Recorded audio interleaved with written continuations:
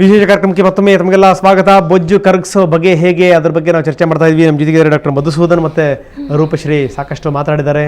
ಇನ್ನು ರೂಪಶ್ರೀ ಅಂತಲೂ ಹೆಚ್ಚೇ ಹೇಳಿದ್ದಾರೆ ಯಾವ್ಯಾವ ರೀತಿ ನಾವು ಮೇಂಟೈನ್ ಮಾಡ್ತೀವಿ ಅನ್ನುವಂಥದ್ದು. ಯಾಕಂದರೆ ಒಂದು ಗ್ಲಾಮರ್ ಫೀಲ್ಡಲ್ಲಿ ಇರೋರಿಗೆ ಬಹಳಷ್ಟು ಅತ್ಯಗತ್ಯ ಅದು.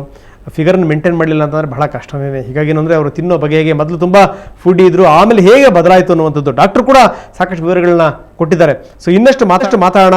ಆರಂಭದಲ್ಲಿ ನಾವು ಒಂದು ವರದಿನ ನೋಡಿದ್ವಿ ಯಾವ ರೀತಿ ಬೊಜ್ಜು ಬರುತ್ತೆ ಅಂತ. ನಗರದಲ್ಲಂತೂ ಅದು ಇದರ ಪ್ರಮಾಣ ಅತ್ಯಂತ ಹೆಚ್ಚು. ಡಾಕ್ಟ್ರ್ ಹೇಳ್ದಂಗೆ ಇದರ ದೊಡ್ಡ ಪ್ರಮಾಣ ಇರುವಂಥದ್ದು ನಗರದ ಜನತೆಗೆ. ಯಾಕಂದರೆ ಅವ್ರದ್ದು ಯಾವಾಗಲೂ ಬ್ಯುಸಿ ಶೆಡ್ಯೂಲು, ಬ್ಯುಸಿ ಲೈಫು. ಹೀಗಾಗಿ ಏನಂದರೆ ಮನೇಲಿ ಅಡುಗೆ ಮಾಡ್ಕೊಳಕ್ಕೆ ಅವ್ರಿಗೆ ಟೈಮ್ ಇರಲ್ಲ. ಪಿಜ್ಜಾ ಬರ್ಗರ್ ಮೇಲೆ ಡಿಪೆಂಡ್ ಆಗುವಂಥದ್ದು ಹೆಚ್ಚು. ಹೀಗಾಗಿ ಏನಂದರೆ ಹೆಚ್ಚು ತಿಂತಾರೆ, ಹೆಚ್ಚು ರೋಗಗಳನ್ನು ಕೂಡ ಬರೆಸ್ಕೊಳ್ತಾರೆ. ತಿನ್ನೋ ಬಗೆ ಹೇಗೆ, ತೊಂದರೆ ಪಡುವಂಥ ರೀತಿ ಹೇಗೆ, ಬನ್ನಿ ಇನ್ನೊಂದು ವರದಿ ನೋಡ್ಕೊಂಬರೋಣ.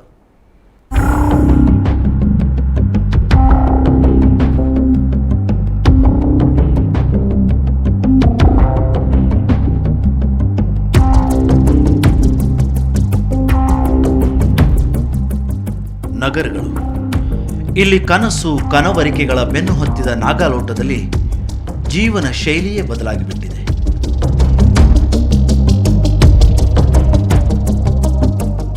ಈಗ ಲೈಫ್ ಸ್ಟೈಲ್ ಏನಾಗಿದೆ ಅಂತ ಹೇಳಿದ್ರೆ, ಕೆಲಸ ಕಡಿಮೆ ಆಯಿತು, ಗ್ಯಾಡ್ಜೆಟ್ ಮೇಲೆ ಡಿಪೆಂಡೆನ್ಸಿ ಜಾಸ್ತಿ ಆಯಿತು.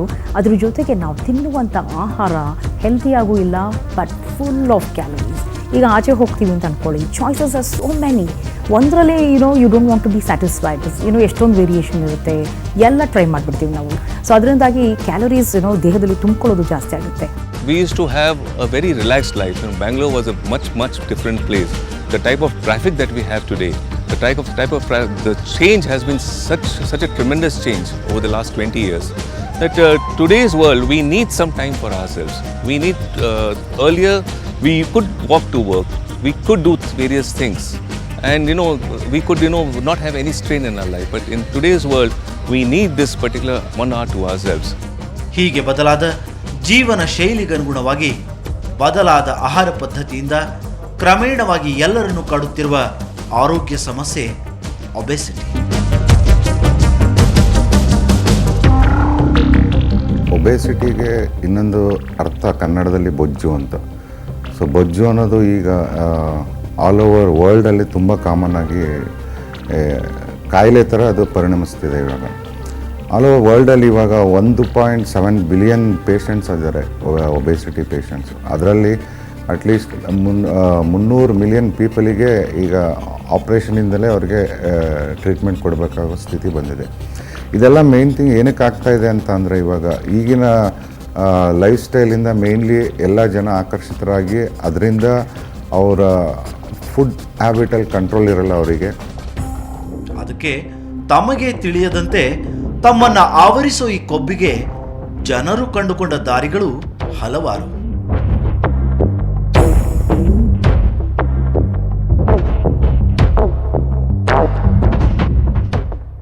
I am on protein diet. Yo, I'm on carbohydrate diet. I skip lunch. ನೀ ಡಯಟಾ ಎಲ್ಲಿಂದ ಮಾಡಲಿ ಸರ್? ದಪ್ಪ ಆಗಬೇಕು. But in the night,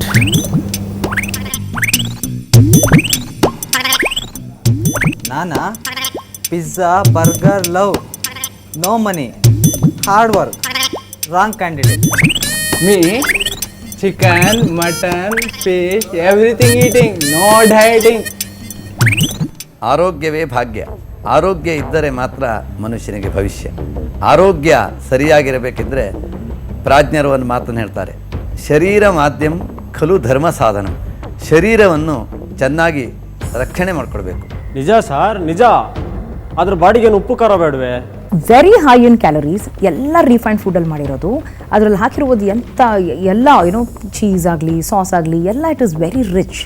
ನಾನು ನನ್ನ ಫ್ರೆಂಡ್ ಯಾವಾಗಲೂ ಪಿಜ್ಜಾ ತಿನ್ನಕ್ಕೆ ಹೋಗ್ತಾನೆ ಇರ್ತೀವಿ. ಪಿಜ್ಜಾ ತುಂಬಾ ತಿಂದು ತಿಂದು ತಿಂದು ನನ್ನ ಪರ್ಸ್ನಾಲಿಟಿ ನೋಡಿದ್ರೇ ಗೊತ್ತಾಗ್ತಾ ಇದೆ. ಯಾವುದೇ ಆಫೀಸ್ ಅದ, ಯಾವುದೇ ಮಾಲ್ಗಳಲ್ಲಿ ಹೋದರೂ ನೀವು ನೋಡ್ಬೋದು, ಯಾವಾಗಲೂ ನಿಮಗೆ ಜಾಸ್ತಿ oily food restaurant, burgers restaurant ಇರ್ತದೆ ಅಥವಾ ಪಿಜ್ಜಾ ರೆಸ್ಟೋರೆಂಟ್ ಇರ್ತದೆ. ಈವನ್ ಆಫೀಸಸ್ಸಲ್ಲೂ ನಾರ್ಮಲಿ ಸಾಫ್ಟ್ವೇರ್ ಆಫೀಸ್ಗಳಲ್ಲೂ ಇವೆಲ್ಲ ಇರ್ತದೆ. ಸೊ ಯಾವಾಗಲಾದ್ರು ಹೊಟ್ಟೆ ಹಸಿತು ಅಂದರೆ ಯಾರಾದರೂ ಹೋಗಿ ಒಂದು ಬರ್ಗರ್ ತಿನ್ನೋದು, ಒಂದು ಕೋಲಾ ಕುಡಿಯೋದು ಅಥವಾ ಒಂದು ಕ್ರೀಮ್ ಮಿಕ್ಸ್ಡ್ ಕಾಫಿ ಕುಡಿಯೋದು ಇದೆಲ್ಲ ಮಾಡ್ತಾರೆ. I love burger. ಯಾಕಂದರೆ ಕಾರಲ್ಲಿ ಹೋಗ್ಬೇಕಾದ್ರೆ ಅನ್ನ ಸಾಂಬಾರು ಹೇಗೆ ತಿನ್ನೋದು, that's why I love burger. ನಾನಿಲ್ವಾ, ವಿಮಾನದಲ್ಲಿ ಹೋದ್ರು ಅನ್ನ ಸಾಂಬಾರೇ ತಿನ್ನೋದು.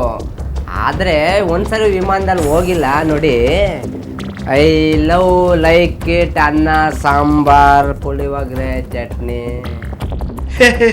ಒಂದು ನಿಮಿಷ.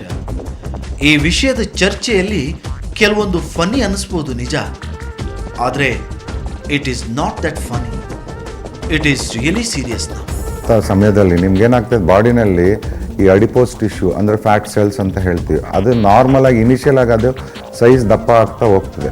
ಸ್ವಲ್ಪ ಅದು ಸೈಜ್ ದಪ್ಪ ಆದಮೇಲೆ ದೋಸ್ ಅಡಿಪೋಸ್ ಟಿಶ್ಯೂಸ್ ವಿಲ್ ಮಲ್ಟಿಪ್ಲೈ. ಅಂದರೆ ಈಗ 1 ಇದ್ದಿದ್ದು 10 ಆಗುತ್ತೆ, 10 ಇದ್ದಿದ್ದು 100 ಆಗುತ್ತೆ, 100 ಇದ್ದಿದ್ದು 1000 ಆಗುತ್ತೆ. ಆ ಥರ ಅಡಿಪೋಸ್ ಟಿಶ್ಯೂ ಜಾಸ್ತಿ ಆಗಿ ಅದು ಬಾಡಿನೆಲ್ಲ ಅಕ್ಯುಮುಲೇಷನ್ ಆಗ್ತದೆ.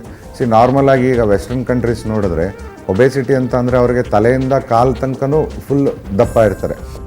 ಒಂದು ಹಂತದವರೆಗೆ ದೇಹದಲ್ಲಿ ಸಂಗ್ರಹಿಸಲ್ಪಟ್ಟ ಕೊಬ್ಬು ದೇಹದ ಶಾಖವನ್ನು ಕಾಯ್ದುಕೊಂಡು ಹೆಚ್ಚಾದಾಗ ಬೆವರಿನ ಮೂಲಕ ತಂಪಾಗುವಂತೆ ಮಾಡಿ ಮೂಳೆಗಳಿಗೆ ಒಂದು ರೀತಿಯ ಮೆತ್ತನೆಯ ಆವರಣವಾಗಿ ಚಿಕ್ಕ ಪುಟ್ಟ ಆಘಾತವನ್ನು ತಪ್ಪಿಸುತ್ತೆ. ಅಲ್ಲದೆ ಮುಖ್ಯವಾಗಿ ದೇಹಕ್ಕೆ ಬಲವನ್ನು ನೀಡುತ್ತೆ. ಆದರೆ ಹೆಚ್ಚಾದಂತೆ 10 ರೋಗಗಳಿಗೆ ಕಾರಣವಾಗುತ್ತೆ. ಈ ಬಾಡಿಯಲ್ಲಿ ಯಾವಾಗ ಫ್ಯಾಟ್ ಇನ್ಕ್ರೀಸ್ ಆಗುತ್ತೋ ಆವಾಗ ನಾನಾ ರೀತಿಯಾದಂಥ ಹೆಲ್ತ್ ಪ್ರಾಬ್ಲಮ್ಸ್ ಬರುತ್ತೆ. ಇದನ್ನು ನಾವು ಲೈಫ್ ಸ್ಟೈಲ್ ಡಿಸೀಸ್ ಅಂತ ಹೇಳ್ತೀವಿ. ಇದು diabetes is very common lifestyle disease. ಅದ್ರ ಜೊತೆಗೆ ಬ್ಲಡ್ ಪ್ರೆಷರ್ ಇದೆ, and of course heart problems, any heart related problem, triglycerides, cholesterol, ಮತ್ತು stroke, heart attack, blocked valves, arteries, ಇದೆಲ್ಲ ನಾವು ತಿನ್ನೋ ಆಹಾರದಿಂದನೇ ಬರ್ತಿರೋದು. ಈಗ ಜಾಸ್ತಿ ಒಬೆಸಿಟಿ ಇದ್ದರೆ ನಿಮಗೆ ಹಾರ್ಟ್ ಡಿಸೀಸಸ್ ಬರ್ತದೆ. ಹಾರ್ಟ್ ಡಿಸೀಸ್ ಅಂದರೆ ಕರ್ನರಿ ಹಾರ್ಟ್ ಡಿಸೀಸ್ ಆಗ್ಬೋದು, ಹೈಪರ್ ಟೆನ್ಷನ್ ಆಗ್ಬೋದು, ಅಥವಾ ಹಾರ್ಟ್ ಅಟ್ಯಾಕ್ ಆಗ್ಬೋದು. ಇನ್ನೊಂದು ಯಾವುದೇ ಒಬೆಸಿಟಿ ಪೇಷಂಟು ನಾರ್ಮಲ್ ಆಗಿ ಎಲ್ಲ ಬೇರೆ ಜನರು ಹೇಗೆ ಮಲಗ್ತಾರೆ ಆ ಥರ ಮಲಗಲಿಕ್ಕಾಗಲ್ಲ. ಅವರು ಮಲಗಿದಾಗ ಸಡನ್ನಾಗಿ ಅವರು ಎದ್ದು ಕೂತ್ಕೊಳ್ಳೋ ಅಷ್ಟು ಕಷ್ಟಪಡ್ತಾರೆ. ಏನಕ್ಕೆ ಅಂತಂದರೆ ಅವ್ರಿಗೆ ಚೋಕ್ ಆಗ್ತದೆ. ಅದಕ್ಕೆ ನಾವು ಸ್ಲೀಪ್ ಅಪ್ನಿಯಾ ಅಂತ ಹೇಳ್ತೀವಿ. ಯಾಕೆ ನಾರ್ಮಲಾಗಿ ಅವ್ರಿಗೆ ಬ್ರೀತ್ ಮಾಡೋಕ್ಕಾಗಲ್ಲ ಬಿಕಾಸ್ ಆಫ್ ದ ಒಬೆಸಿಟಿ. ನಮ್ಮ ಎತ್ತರ ಮತ್ತು ಆ ಎತ್ತರದ ಅನುಗುಣವಾಗಿ ಇರಬೇಕಾದ ದೇಹದ ತೂಕವನ್ನು ಆಧರಿಸಿ BMI ಅಥವಾ ಬಾಡಿ ಮಾಸ್ ಇಂಡೆಕ್ಸ್ ಅನ್ನು ಗುರುತಿಸಲಾಗುತ್ತೆ. ಅದರ ಪ್ರಕಾರ BMI 30 ಮತ್ತು ಅದಕ್ಕಿಂತ ಹೆಚ್ಚು ಸಂಖ್ಯೆ ಇರುವವರನ್ನು ಒಬೇಸ್, ಸಿವಿಯರ್ಲಿ ಒಬೇಸ್ ಮತ್ತು ಮಾರ್ಬಿಡ್ಲಿ ಒಬೇಸ್ ಅಂತ ಗುರುತಿಸಲಾಗುತ್ತೆ. ನಾವು ಒಬೆಸಿಟಿನ ಹೇಗೆ ಕ್ಯಾಲ್ಕುಲೇಟ್ ಮಾಡ್ಕೊತೀವಿ ಅಂತ ಅಂದರೆ ಬಾಡಿ ಮಾಸ್ ಇಂಡೆಕ್ಸ್ ಅಂತ ಕ್ಯಾಲ್ಕುಲೇಟ್ ಮಾಡ್ತೀವಿ. ನಾರ್ಮಲ್ ಪೇಷಂಟ್ಸ್ಗೆ ಅಪ್ ಟು 25 ತನಕ ಇದ್ದರೆ ನಾರ್ಮಲ್ ಅಂತ ಹೇಳ್ತೀವಿ. ಅದು BMI ಯಾವಾಗಲೂ 30 ಮೇಲೆ ಹೋದರೆ ಆವಾಗಲೇ ನಾವು ಅವರು ಒಬೆಸಿಟಿ ಪೇಷಂಟ್ ಅಂತ ಕನ್ಸಿಡರ್ ಮಾಡೋದು. ಸಾಮಾನ್ಯವಾಗಿ ದೇಹದ ಬೊಜ್ಜನ್ನು ನಮ್ಮ ಆಹಾರ ಪದ್ಧತಿ, ಜೀವನ ಶೈಲಿಯಲ್ಲಿ ಕೆಲವು ಬದಲಾವಣೆಗಳನ್ನು ಮಾಡಿಕೊಳ್ಳೋದ್ರ ಜೊತೆಗೆ ಔಷಧೋಪಚಾರ ಮತ್ತು ನಿತ್ಯ ವ್ಯಾಯಾಮದ ಮೂಲಕ ಕಡಿಮೆ ಮಾಡಿಕೊಳ್ಳಬಹುದು.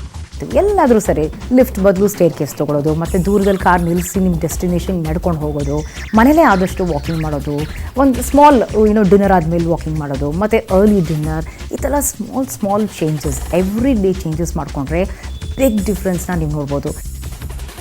ಆಹಾರ ಪದ್ಧತಿ, ಜೀವನ ಶೈಲಿ, ಔಷಧೋಪಚಾರ ಮತ್ತು ನಿತ್ಯ ವ್ಯಾಯಾಮದ ಮೂಲಕವೂ ಎಷ್ಟೋ ಬಾರಿ ಬೊಜ್ಜು ಕರಗದಾದಾಗ ಅಥವಾ ಕರಗಿದ ಬೊಜ್ಜು ಮತ್ತೆ ಸಂಗ್ರಹವಾಗಲಿಕ್ಕೆ ಶುರುವಾದರೆ ಅದಕ್ಕೆ ಅನುವಂಶೀಯತೆ ಮತ್ತು ಬೇರೆ ರೋಗಗಳಿಗೆ ತೆಗೆದುಕೊಂಡ ಔಷಧೋಪಚಾರ ಮತ್ತು ಮಾನಸಿಕ ಆರೋಗ್ಯವೂ ಕಾರಣವಾಗುತ್ತೆ ಅನ್ನೋದನ್ನು ವೈದ್ಯಕೀಯ ವಿಜ್ಞಾನ ಕಂಡುಕೊಂಡಿದೆ. ಹಾಗಾಗಿ ಈ ಹಂತದಲ್ಲಿ ಬೊಜ್ಜು ಕರಗಿಸೋದಕ್ಕೆ ಸರ್ಜರಿಯೇ ಉತ್ತರವಾದೀತು. ಒಬೆಸಿಟಿಗೆ mainly surgical treatment is very good. Normally ನಾವೀಗ the main basic principle of surgery ಅಂತ ಅಂದರೆ, main aim of the surgery ಅಂತ ಅಂದರೆ, ನಾರ್ಮಲಾಗಿ ನೀವು ಏನು ಫುಡ್ ಇಂಟೇಕ್ ಮಾಡ್ತೀನೋ ಅದನ್ನು ರಿಡ್ಯೂಸ್ ಮಾಡೋದು. That is the basic principal. So ಆವಾಗ ನಾರ್ಮಲಾಗಿ ನೀವು ಊಟ ಮಾಡಲಿಕ್ಕೆ ಆಗಲ್ಲ. ಸೊ ನಾರ್ಮಲಾಗಿ ಈಗ ಸರ್ಜರಿ ಮಾಡೋದಿದ್ರೆ ನಾವು ಈಗ ನಿಮಗೆ ಒಂದು ವಾರ ಅಥವಾ 10 ದಿವಸ ಮುಂಚೆನೇ ಲಿಕ್ವಿಡ್ ಡಯಟ್ ಅಂತ ಸ್ಟಾರ್ಟ್ ಮಾಡಿ, ಅಂದರೆ 1200 calories of liquid diet start ಮಾಡ್ತೀವಿ. ಸೊ ಅದನ್ನೇ ಮೇಂಟೈನ್ ಮಾಡ್ಕೊತ ಹೋಗ್ತೀವಿ. ಅಟ್ಲೀಸ್ಟ್ 6 ವೀಕ್ಸ್ ತನಕ ಮಾಡ್ತೀವಿ. 6 ವೀಕ್ಸ್ ಆದಮೇಲೆ ನಿಮಗೆ ಸಾಫ್ಟ್ ಡಯಟ್ ಅಂತ ಕೊಡ್ತೀವಿ. ಆಫ್ಟರ್ 6 ವೀಕ್ ಸ್ಟಾರ್ಟ್ ಮಾಡಿ ಸಾಫ್ಟ್ ಡಯಟ್ ಆದಮೇಲೆ then will give a regular diet. ಅಂದರೆ ಬ್ರೇಕ್ಫಾಸ್ಟ್, ಲಂಚ್ ಮತ್ತು ಡಿನ್ನರ್, ಈ ಥರ ನಿಮ್ಮದು ಡಯಟ್ ಹ್ಯಾಬಿಟ್ಸ್ನ ನಾವು ಕಂಟ್ರೋಲ್ ಮಾಡ್ತಾ ಹೋಗ್ತಿದ್ವಿ. ಹೀಗೆ ಕನಸು ಕನವರಿಕೆಗಳ ನಿಮ್ಮ ನಾಗಾಲೋಟದಲ್ಲಿ ದೈಹಿಕ ಮತ್ತು ಮಾನಸಿಕ ಆರೋಗ್ಯಕ್ಕೆ ಹಿತಮಿತವಾದ ಆಹಾರ, ಒಳ್ಳೆಯ ಚಿಂತನೆ ಮತ್ತು ನಿತ್ಯ ವ್ಯಾಯಾಮ ಮಾಡುವುದನ್ನು ರೂಢಿಸಿಕೊಂಡರೆ ದೇಹವೇ ದೇಗುಲ ಅನ್ನುವ ಸಾರ್ಥಕ್ಯ ನಿಮ್ಮಲ್ಲೂ ಮೂಡಬಹುದು. Take care.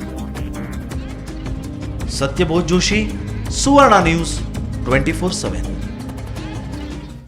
ಸೊ ಇದನ್ನು ನೋಡಿದ ಮೇಲೆ ಖಂಡಿತವಾಗಲೂ ಎಲ್ಲ ಜನಗಳು ಕೂಡ ಕೇರ್ ತಗೊಳ್ಳೇಬೇಕು. ಅಷ್ಟೊಂದು ಪರಿಣಾಮಕಾರಿ ಮಾತುಗಳು. ಬನ್ನಿ ಡಾಕ್ಟರ್ ಮಧುಸೂದನ್ ಇನ್ನಷ್ಟು ಇದರ ಬಗ್ಗೆ ವಿವರಗಳನ್ನು ನೀಡ್ತಾರೆ. ಸೊ ಇದರ ರಿಸ್ಕ್ ಫ್ಯಾಕ್ಟರ್ಸ್ ಏನೇನು ಅಂತೀರಿ ಡಾಕ್ಟರ್? ಈ ರಿಸ್ಕ್ ಫ್ಯಾಕ್ಟರ್ಸ್ 2 ಥರ ಇರುತ್ತೆ. ಒಂದು ನಾನ್ ಮಾಡಿಫೈಯಬಲ್ ರಿಸ್ಕ್ ಫ್ಯಾಕ್ಟರ್ಸ್, ಇನ್ನೊಂದು ಮಾಡಿಫೈಯಬಲ್ ರಿಸ್ಕ್ ಫ್ಯಾಕ್ಟರ್ಸ್ ಅಂತ. ನಾನ್ ಮಾಡಿಫೈಯಬಲ್ ಅಂದರೆ ವಿ ಕಾಂಟ್ ಚೇಂಜ್ ಇಟ್. ಏನಂದರೆ ಜೆನೆಟಿಕ್ ಒಂದು ಕಾಸ್, ಜೀನ್ಸಿಂದ ಬರೋಂಥದ್ದು. ನೆಕ್ಸ್ಟ್ ಫೆಮಿಲಿಯಲ್ ಅಂತ, ಫ್ಯಾಮಿಲಿ ಹಿಸ್ಟ್ರಿ ಇದ್ದರೆ, ಈಗ ತಂದೆಗೆ, ತಾಯಿಗೆ, ಅವ್ರ ಗ್ರ್ಯಾಂಡ್ ಫಾದರ್ಗೆ, ಅವರಿಗೆಲ್ಲ ಇದ್ದರೆ ಮಕ್ಳಿಗೂ ಬರೋಂಥ ಚಾನ್ಸಸ್ ಇರುತ್ತೆ. ಅದರಲ್ಲಿ ಏನು ಅಂದರೆ ಎಲ್ಲರೂ ಒಂದೇ ಥರ ಊಟ ಮಾಡ್ತಾ ಇರ್ತಾರೆ ಆ ಫ್ಯಾಮಿಲಿಲಿ ಇರೋರೆಲ್ಲ, ಅದರಿಂದನೇ ಅದೇ ಒಂದು ಕಾರಣನೂ ಇರ್ಬೋದು. ನೆಕ್ಸ್ಟ್ ಹೇಳಬೇಕು ಅಂದರೆ ಮಾಡಿಫೈಬಲ್ ರಿಸ್ಕ್ ಫ್ಯಾಕ್ಟರ್ಸ್ ಅಂತ. ಮಾಡಿಫೈಬಲ್ ಅಂದರೆ ನಾವು ಚೇಂಜಸ್ ಮಾಡಿಕೊಂಡ್ರೆ ಅದನ್ನು ವಿ ಕ್ಯಾನ್ ಪ್ರಿವೆಂಟ್ ಇಟ್. ಅಲ್ಲ, ನಾನು ಮೊದಲನೇ ಅಂಶಕ್ಕೆ ಬರ್ತೀನಿ. ನಾನು ಏನು ಅಂತಂದರೆ, ತಾವು ಹೇಳಿದ್ರಿ ನಿಮಗೆ ವಂಶವಾಹಿನಿಗಳಲ್ಲೇ ಬಂದಿತ್ತು ಅಂತಂದರೆ ಏನೂ ಮಾಡೋಕ್ಕಾಗಲ್ಲ ಅಂತ. ಆದರೆ ಈ ರೀತಿ ಹಿನ್ನೆಲೆ ಇರುವಂಥವ್ರು ಮೊದಲೇ ಒಂದಿಷ್ಟು ಕೇರ್ ತಗೊಂಡ್ರೆ ಒಳ್ಳೇದಾಗ್ಬೋದೇನೋ? ಹೌದು, prevention is better than cure ಅಂತ ಹೇಳ್ದಂಗೆ ಮುಂಚೆನೇ ಅವರ ಪ್ರಿಕಾಷನ್ಸ್ ತಗೋಬೇಕು. ಏನೇನು ಮಾಡಬೇಕು, ನಮಗೆ ಇಷ್ಟು ಜನಕ್ಕೆ ಇದೆ ಫ್ಯಾಮಿಲಿ ಜೀನ್ಸಲ್ಲಿ ಇದೆ, ಮುಂದೆ ಬರ್ಬೋದು ಅಂತ ಅನಿಸಿದರೆ ಅಂಥ ಟೈಮಲ್ಲಿ ಅವರು diet, physical activities, life style changes ಇದನ್ನೆಲ್ಲ ಮುಂಚೆನೇ ಅಡಾಪ್ಟ್ ಮಾಡ್ಕೊಂಡ್ರೆ ಅವ್ರಿಗೆ ಬರೋಂಥ ಚಾನ್ಸಸ್ ಕಮ್ಮಿ. ಓಕೆ. ಸೊ ಇನ್ನು 2 ಅಂಶಕ್ಕೆ ಬಂದರೆ, ಆ ಫ್ಯಾಮಿಲಿಯಲ್ಲಿ ನಾನು ಹೇಳ್ದಂಗೆ ಫ್ಯಾಮಿಲಿ ಹಿಸ್ಟ್ರಿ ಇದ್ದಾಗ ಅದು ಏನಕ್ಕೆ ಒಂದೇ ಥರದ ಅಡುಗೆ ಅವ್ರ ಮನೇಲಿ ಎಲ್ಲರೂ ಅದೇ ಥರದ ಅಡುಗೆ ಸೇವನೆ ಮಾಡ್ತಾ ಇರ್ಬೋದು, ಅಂಥ ಟೈಮಲ್ಲೂ ಬರೋಂಥ ಚಾನ್ಸಸ್ ಇರುತ್ತೆ. ಅದನ್ನು whole family should change their lifestyle. ಅಂಥ ಟೈಮಲ್ಲಿ ಅದನ್ನು ಪ್ರಿವೆಂಟ್ ಮಾಡ್ಬೋದು. ಬಟ್ ಎಲ್ಲನೂ ನಾವು ಪ್ರಿವೆಂಟ್ ಮಾಡೋಕ್ಕೆ ಅಂತ ಹೇಳೋಕ್ಕಾಗಲ್ಲ. ಕೆಲವು ಜೆನೆಟಿಕ್ ಕಾಸಸ್ ನಾನು ಹೇಳಿದೆ, ಅದೇ ಥರ ಹಾರ್ಮೋನ್ಸ್ ಬ್ಯಾಲೆನ್ಸ್ ಇಂಬ್ಯಾಲೆನ್ಸ್ ಆದಾಗ ಆ ಥರ ಕಾಸಸ್ ಎಲ್ಲ ಇದ್ದಾಗ ರಿವರ್ಸಿಬಲ್ ಮಾಡೋಕ್ಕಾಗಲ್ಲ. ಸರಿ, ಇಲ್ಲ ಮಾಡಿಫೈಡ್ ಮಾಡ್ಕೋಬೇಕಾದಂಥ ಅಂಶಗಳು ಅದು ಮಾಡಿಫೈಬಲ್ ಮಾಡ್ಬೋದು ಅಂತದ್ದು ಡಯಟ್. ಮುಂಚೆನೇ ಹೇಳ್ದಂಗೆ ಡಯಟಲ್ಲಿ ನಾವು ಇಂಪಾರ್ಟೆಂಟ್ ಹೇಳಬೇಕು ಅಂದರೆ ಸ್ಯಾಚುರೇಟೆಡ್ ಫ್ಯಾಟ್ಸು ಇದನ್ನು ಜಾಸ್ತಿ ಕನ್ಸ್ಯೂಮ್ ಮಾಡಿದರೆ ಆ ಥರ ಬರುತ್ತೆ. ಟ್ರಾನ್ಸ್ ಸ್ಯಾಚುರೇಟೆಡ್ ಫ್ಯಾಟಿ ಆ್ಯಸಿಡ್ಸ್ ಅಂತ ಹೇಳ್ತೀವಿ. ಅದರಲ್ಲಿ ಮಿಲ್ಕ್ನ ನಾವು ಜಾಸ್ತಿ ತೊಗೊಂಡ್ರೆ ಬಟರ್, ಚೀಸು ಮತ್ತು ಈ ಪೆಪ್ಸಿ, ಕೋಲಾ ಮತ್ತು chips, junk foods, all this they content trans saturated fatty acids. ಅದೇ ನೆಕ್ಸ್ಟ್ ಬರಬೇಕು ಅಂದರೆ life style modifications, physical activities. ನಾವು ಟೈಮ್ ಇಲ್ಲ, ಮುಂಚೆನೇ ಈ ಅರ್ಬನ್ ಪಾಪ್ಯುಲೇಷನ್ಗೆ ಟೈಮ್ ಇಲ್ಲ, ಏನೇ ಮಾಡೋದಕ್ಕೂ ಟೈಮ್ ಇಲ್ಲ. ವರ್ಕಿಗೆ ಹೋದರೆ ಸಾಯಂಕಾಲ ಸುಸ್ತಾಗುತ್ತೆ, ಬಂದು ಮನಿಕೊಂತಾರೆ. So there is no time for exercise, physical activity ಮಾಡೋಕ್ಕೆ ಯಾರ ಹತ್ರನೂ ಟೈಮ್ ಇಲ್ಲ. ಅದು ಒಂದು ನೆಕ್ಸ್ಟ್ ಕಾರಣ. ನೆಕ್ಸ್ಟ್ ಡಯಟ್ ಆದಮೇಲೆ ನೆಕ್ಸ್ಟ್ ಹಾರ್ಮೋನಲ್ ಬ್ಯಾಲೆನ್ಸಸ್, ಹಾರ್ಮೋನ್ಸಿಂದನೂ ಬರ್ಬೋದು. ಈಗ ಹೈಪೋಥೈರಾಯ್ಡಿಸಮ್ ಅಂತ ಹೇಳ್ತೀವಿ. ಥೈರಾಯ್ಡ್ ಹಾರ್ಮೋನ್ ಯಾವಾಗ ಕಮ್ಮಿ ಆಗುತ್ತೆ ಆ ಟೈಮಲ್ಲೂ ಒಬೆಸಿಟಿ ಬರ್ಬೋದು. Thyroid hormone main important for metabolism. ಅದು ನಮ್ಮ ಬಾಡಿಲಿರುವಂಥ ಎನರ್ಜಿನೆಲ್ಲ ಮೆಟಬಾಲಿಸಮ್ ಮಾಡೋಕ್ಕೆ ಯೂಸ್ ಆಗುತ್ತೆ. ಬಟ್ ಯಾವಾಗ ಹಾರ್ಮೋನ್ ಕಮ್ಮಿ ಆಗುತ್ತೆ ಅಂಥ ಟೈಮಲ್ಲೂ ಇದು ಬೊಜ್ಜು ಬರ್ಬೋದು. ನೆಕ್ಸ್ಟ್ ಹೇಳ್ಬೇಕಂದ್ರೆ ಸ್ಟೀರಾಯ್ಡ್ ಹಾರ್ಮೋನ್ ಇಂಬ್ಯಾಲೆನ್ಸ್ ಆದಾಗ ಕುಶಿಂಗ್ ಸಿಂಡ್ರೋಮ್ ಅಂತ ಹೇಳ್ತೀವಿ. ಹಿಂದ್ಗಡೆ ಕತ್ತಿನ ಮೇಲೆ ಇರ್ಬೋದು, ಬೆನ್ನಿನ ಮೇಲೆ ಇರ್ಬೋದು, ಅಂಥ ಟೈಮಲ್ಲಿ ಅಲ್ಲೆಲ್ಲ ಫ್ಯಾಟ್ ಅಕ್ಯುಮಿಲೇಟ್ ಆಗೋಂಥ ಚಾನ್ಸಸ್ ಇರುತ್ತೆ. ಇದಕ್ಕೆ ಕುಶಿಂಗ್ ಸಿಂಡ್ರೋಮ್ ಅಂತ ಹೇಳ್ತೀವಿ. ನೆಕ್ಸ್ಟ್ ಅದೇ ಥರ ಪಾಲಿಸಿಸ್ಟಿಕ್ ಓವೇರಿಯನ್ ಡಿಸೀಸ್ ಅಂತ ಹೇಳ್ತೀವಿ. ಓವೇರಿಯನ್ ಡಿಸೀಸ್ ಅದು ಹಾರ್ಮೋನಲ್ ಇಂಬ್ಯಾಲೆನ್ಸಿಂದನೇ ಬರುವಂಥದ್ದು. ನೆಕ್ಸ್ಟ್ ಹೇಳ್ಬೇಕಂದ್ರೆ ಡಯಟ್, ಇದು ಮೆಡಿಕೇಷನ್ಸು. ನಾವು ಯಾವುದೇ ಒಂದು ಮೆಡಿಕೇಷನ್ಸಿನ ಸೈಡ್ ಎಫೆಕ್ಟ್ ಆದರೂ ಅದು ಬರೋಂಥ ಚಾನ್ಸಸ್ ಇರುತ್ತೆ. ಈಗ ಫಿಟ್ಸ್ ಬರೋಂಥವ್ರು ಈಗ ಆ್ಯಂಟಿ ಎಪಿಲೆಪ್ಟಿಕ್ ಡ್ರಗ್ಸ್ ತಗೊತಾ ಇರ್ತಾರೆ. ಕೆಲವು ಬಾರ್ಬಿಟ್ರೇಟ್ಸು, ಎಪ್ಟೈನ್ ಅಂತ ಈ ಥರ ಮಾತ್ರೆಗಳಿದ್ದಾವೆ. ಈ ಫೆನಿಟೈನ್ ಮಾತ್ರೆಗಳನ್ನೆಲ್ಲ ತಗೊಂಡಾಗ ಅದು ಸೈಡ್ ಎಫೆಕ್ಟ್ನ ಪರಿಣಾಮವಾಗೂ ಬರ್ಬೋದು. ಇನ್ನೊಂದು ಇನ್ಸುಲಿನ್ ಅಂತ ಹೇಳ್ತೀವಿ, ಇನ್ಸುಲಿನ್ ತಗೊಂಡಾಗೂ ಬರ್ಬೋದು. ಇಲ್ಲ ಗ್ಲೂಕೋಸ್, ಡಯಾಬಿಟಿಸಿಗೆ ನಾವು ಮಾತ್ರೆ ತಗೊಂಡ್ರೆ ಸೈಡ್ ಎಫೆಕ್ಟ್ ಆಗೂ ಬರ್ಬೋದು. ಬಟ್ ಎಲ್ಲ ಮಾತ್ರೆಗಳು ಅದೇ ಥರ ಅಂತ ಹೇಳೋಕ್ಕಾಗಲ್ಲ. ಕೆಲವು ಮಾತ್ರೆಗಳು ತೂಕನ ಕಮ್ಮಿನೂ ಮಾಡ್ತವೆ ಡಯಾಬಿಟಿಸ್. ಈ ಅಂಶಗಳನ್ನು ಹೊರತುಪಡಿಸಿದ್ರೆ ಬಹುತೇಕ ಜನರಿಗೆ ಈ ಬೊಜ್ಜು ಬರೋದು ತಿನ್ನೋದ್ರಿಂದಲೇ ಫಿಸಿಕಲ್ ಇನ್ಆಕ್ಟಿವಿಟಿ ಲೈಫ್ ಸ್ಟೈಲ್ ಅವರು ಅಡಾಪ್ಟ್ ಮಾಡ್ಕೊಂಡಿರೋ ವೆಸ್ಟರ್ನ್ ಲೈಫ್ ಸ್ಟೈಲ್ ಜಾಸ್ತಿ ಅಡಾಪ್ಟ್ ಮಾಡ್ಕೊಂಡಿರೋದ್ರಿಂದ ಇದು ಬರ್ತಾ ಇದೆ. ಎಸ್ ರೂಪಾ, ಏನು ಹೇಳ್ತೀರಿ? ಅದೇ ಅವ್ರು ಹೇಳಿದ್ರಲ್ಲ, ತಿನ್ನೋದು ಮುಖ್ಯ ಅಲ್ಲ, ಅದನ್ನ ಹೆಂಗೆ ಮೇಂಟೈನ್ ಮಾಡಬೇಕು ಅಂತ. Physical activity is very important ಅನ್ಸುತ್ತೆ. ನಿಮ್ಗೆ ಎಕ್ಸಸೈಸ್ ಆಗಲಿಲ್ಲ ಅಂದ್ರೂ at least some kind of sports, some games, at least swimming ಆಗಿರ್ಬೋದು, ಇಲ್ಲ ಬಾಸ್ಕೆಟ್ ಬಾಲ್ ಆಗಿರ್ಬೋದು, ಥ್ರೋ ಬಾಲ್ ಆಗಿರ್ಬೋದು, anything. Even shuttle is an exercise. Yeah, if you can go ಜಿಮ್ಗೆ ಹೋಗೋಕ್ಕೆ ಟೈಮ್ ಇಲ್ಲ ಅಂತ ಹೇಳಿದ್ರೆ ಸಮ್ ಕೈಂಡ್ ಆಫ್ ಸ್ಪೋರ್ಟ್ಸ್ ಅಂದರೆ ಅದು ದಟ್ ಇಸ್ ಮೋರ್ ಎಂಟರ್ಟೈನ್ಮೆಂಟ್ ಆಗಿದ್ರೆ ನಿಮಗೆ you can at least do some kind of sports. ಬರೀ ತಿಂತಾನೆ ಇದ್ರೆ I totally against that. Physical activity, physical exercise is very important. ಇಲ್ಲ the least thing you can do is walking. ಯಾವಾಗ time ಸಿಕ್ಕಿದ್ರು at least ಒಂದು half an hour brisk walk is more than enough. Yeah, ಜಿಮ್ಗೆ ಹೋಗ್ಬೇಕಂತಾನೆ ಇಲ್ಲ, ಎಲ್ಲಿರ್ತಿರೋ ನಾವು ಅಲ್ಲೇನೆ ರೋಡಲ್ಲಿ ಆಗ್ಲಿಲ್ಲ ಟೆರೆಸಲ್ಲೂ ವಾಕ್ ಮಾಡ್ಬೋದು. ರಾತ್ರಿ ಎಷ್ಟೊತ್ತಿಗೆ ಊಟ ಮಾಡ್ತೀರಿ ನೀವು? ನಾನು ದಟ್ ಡಿಪೆಂಡ್ಸ್. ಅಗೇನ್ ಇವಾಗ ಶೂಟಿಂಗ್ ಇದ್ರೆ ಸ್ವಲ್ಪ ಲೇಟ್ ಆಗುತ್ತೆ, ಇಲ್ಲ ಅಂದ್ರೆ ಮ್ಯಾಕ್ಸಿಮಮ್ 9:30, 9:45 ನಾನು ಡಿನ್ನರ್ ಮಾಡಿ. ಈಗ 9:45 ನೀವು ಊಟ ಮಾಡಿ ಎಷ್ಟೊತ್ತಿಗೆ ಮಲಗ್ತೀರಿ?